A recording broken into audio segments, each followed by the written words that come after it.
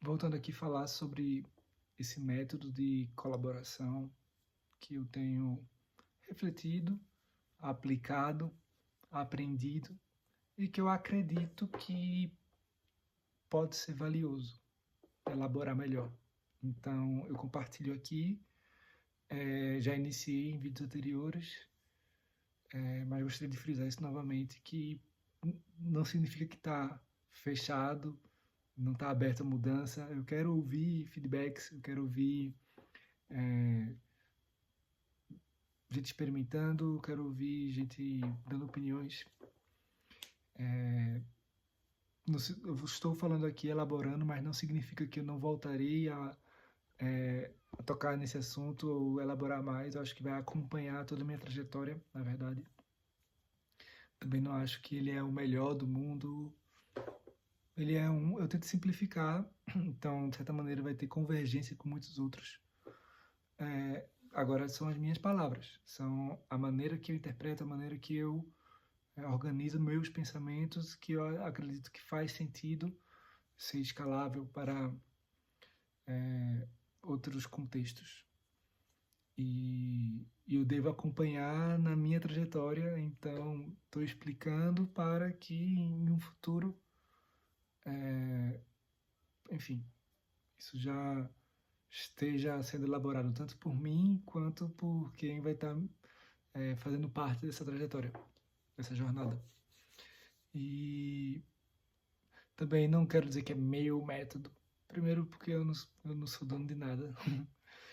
E segundo, porque é isso. Eu sou o somatório de tudo que eu comi, tudo que eu consumi toda a minha vida, seja fisicamente ou seja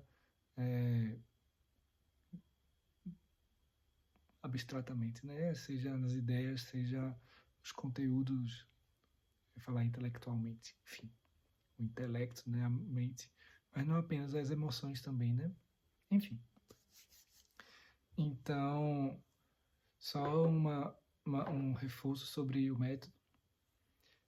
Também recapitulando, a gente falou sobre estabelecer bases, a importância de ter clareza em onde é que a gente está se encontrando, onde é que a gente está se referindo, que tem similaridades, que na verdade, ou onde é que tem divergências. É importante estar posto, estar claro, é importante identificar para poder seguir numa comunicação, para poder seguir numa elaboração, numa discussão, num planejamento, não importa o contexto. A gente não pode estar falando se referindo à mesma palavra para as, que signifiquem coisas diferentes. A gente não pode se referir a uma matéria, alguma ideia com palavras que ressoam diferentes para cada um. Então, estabelecer base é crítico, é muito importante. Segundo que a gente já conversou, é sobre a aceitação da realidade. Eu estou retomando porque eu acho importante frisar, principalmente essa aceitação da realidade, que é muito difícil realmente tirar nosso julgamento e observar os fatos, observar as situações. Claro que essa palavra, observar os fatos, isso tem viés, porque, enfim, a questão é que a escolha dos fatos observados já é um viés, já é uma narrativa. Então, eu posso falar, os fatos são esses, mas isso é os fatos observados do meu ponto de vista, observado de onde eu estou, observado das minhas crenças ou das minhas capacidades de percepção que me fizeram constatar ou atentar para aqueles fatos. Então, tem viés. Não existe uma análise sem viés. Então, essa é a aceitação. É identificar que existem vieses. É aceitar que existe limitação. E limitação na minha, na minha percepção da realidade. Então, tudo que eu olho tem limitação de luzes, de lentes, de contexto. Até eu estava vendo hoje de manhã uma aranha muito pequenininha se mexendo e não dava para ver a patinha dela, porque ela era muito micro. Eu tinha que ver de muito perto, porque senão eu não conseguiria identificar que era uma aranha. Era um inseto, né? Não sei se era uma aranha. Mas era muito pequeno. Mas ela se movia algo surreal. O ponto que eu estou querendo trazer é que até mesmo a velocidade com que os outros seres andam pode limitar a minha interpretação sobre, minha análise sobre o que eu estou vendo. Então, se ele andar muito rápido, eu acho que ele não tá andando ou que tem alguma coisa estranha. Ou se ele anda muito devagar, eu também não acho que ele não está andando. Enfim, então tem aceitar a realidade, é aceitar as limitações de todo o processo, desde perceber a realidade, quanto processar a realidade. E processar, eu estou falando aqui no sentido mais emocional, mas inconsciente ou subconsciente, a depender do ponto de vista. Depois passar isso para a mente, passar isso para uma linguagem, para um racional. Existem perdas nesse processo, desde vocabulário quanto interpretação. Então, tem que ser muito trabalhada essa habilidade de transformar o que sente, o que é processado em palavras. Então, esse é o trabalho, um dos trabalhos do filósofo e dos artistas também, né? Então, expressar aquilo que às vezes tem dificuldade de ser expressado, ser falado, falar o que não pode ser falado. Conseguir transmitir uma ideia que é abstrata. Então, achei importante, estamos falando sobre o método, meio que ancorar um pouquinho sobre o método em si, o estabelecer bases e aceitar a realidade, aceitar as limitações, aceitar que a vida tiveram anos, bilhões de anos antes da gente, antes de chegar aqui. Aceitar que a gente está aqui temporariamente, aceitar que nosso corpo não vai estar mais aqui daqui a um tempo, aceitar que estamos em mudança, aceitar que tem muito mistério, muita coisa que a gente não consegue entender ainda. A própria mente é muito misteriosa. E isso, além de outros aspectos que a gente não consegue mensurar, não consegue medir. Então, que às vezes fica no campo mitológico, de crendice, no sentido que às vezes é refutado por não conseguirmos criar testes ou evidenciar de uma maneira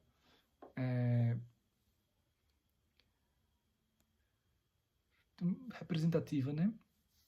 Então, enfim, mas isso é assunto para próximos vídeos. Mas aceitar que existem coisas que a gente não consegue, que a gente não sabe ainda. Aceitar que não sabe, isso é muito doloroso. Aceitar que a nossa verdade é apenas a nossa verdade e ela pode não ser a completa verdade. Isso é muito difícil, essa aceitação. Então, é esse processo de meditação, de observação, de tirar o julgamento, de não querer já colocar as bases prontas ou dizer que todos deveriam seguir as suas bases, enfim. E o terceiro ponto que talvez eu acho vale a pena mencionar agora nesse vídeo é a terceira etapa, que é imaginar, sonhar onde a gente quer chegar. sonhar grande. Porque é isso.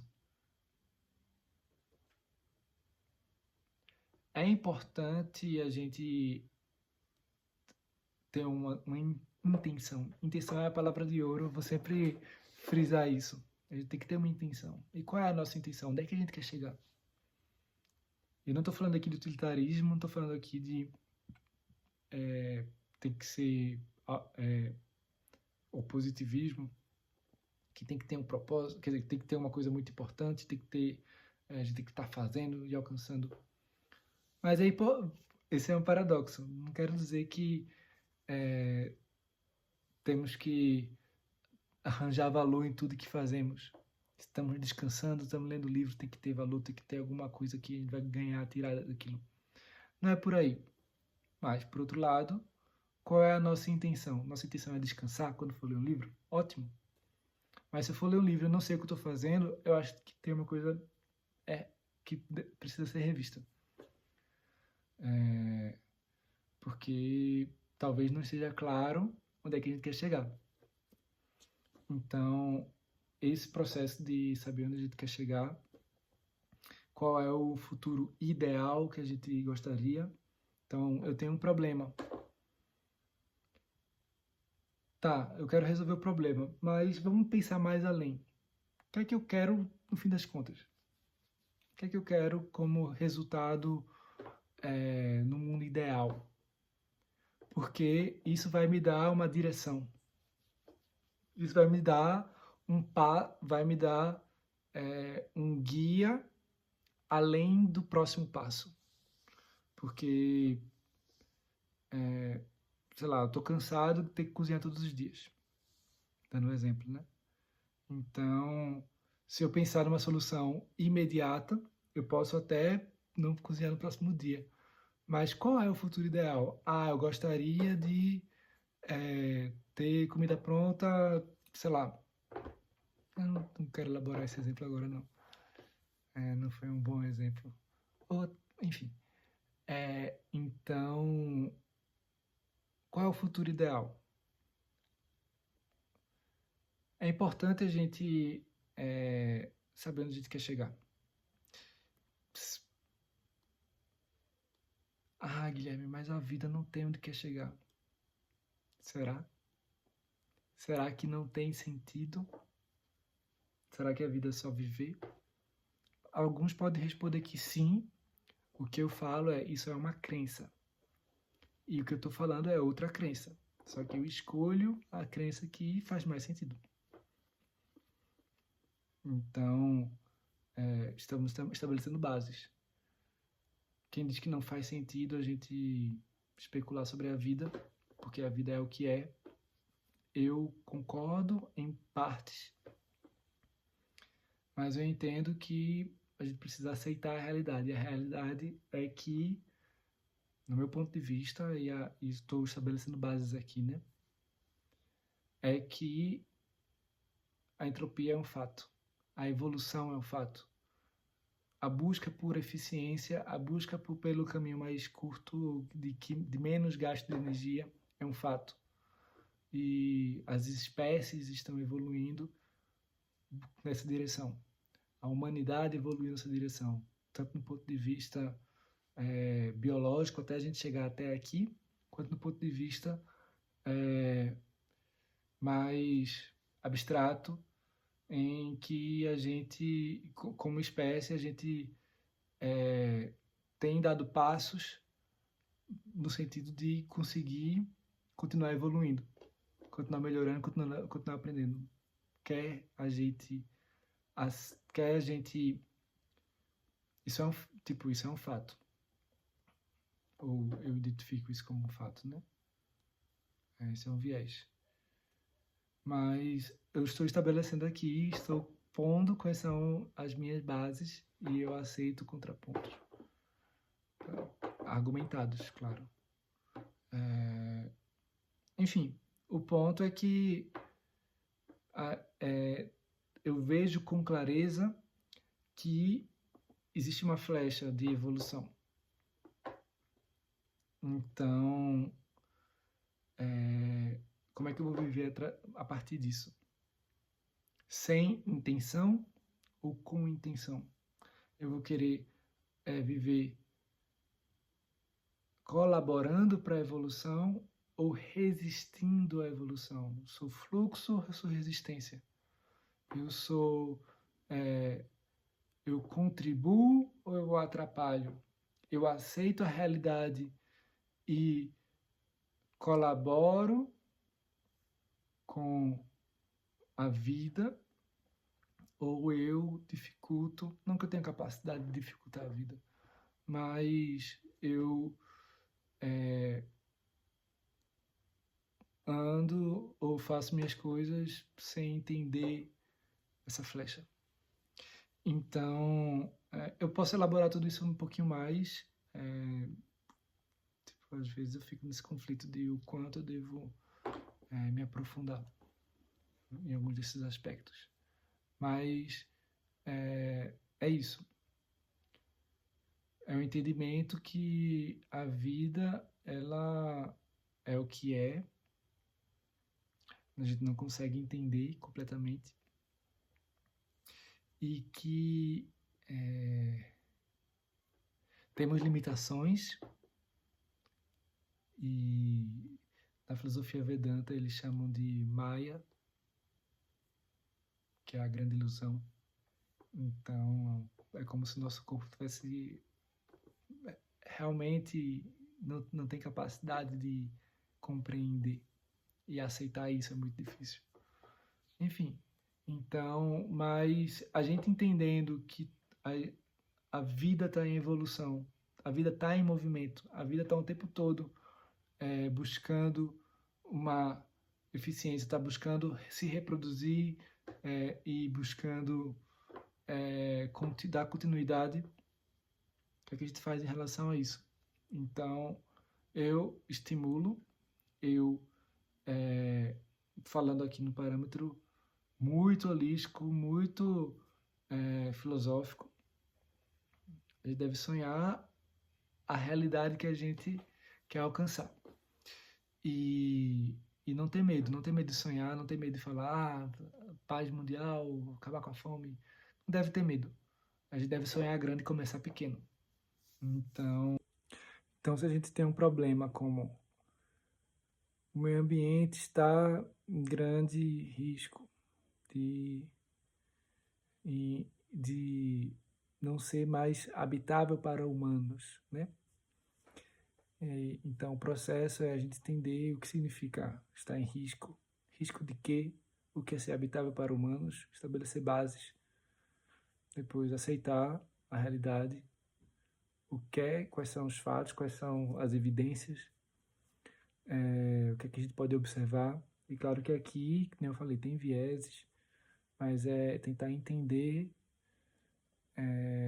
quais são esses vieses. E aceitar, né? Aceitar e nem sempre o resultado aqui vai ser o que a gente espera, nem sempre vai ser o que a gente quer. Então, é importante a gente ouvir o contraditório também. E tá, depois que a gente entende do que está falando, entende alguma das causas, entende alguns o panorama atual, a gente começa a imaginar e começa a idealizar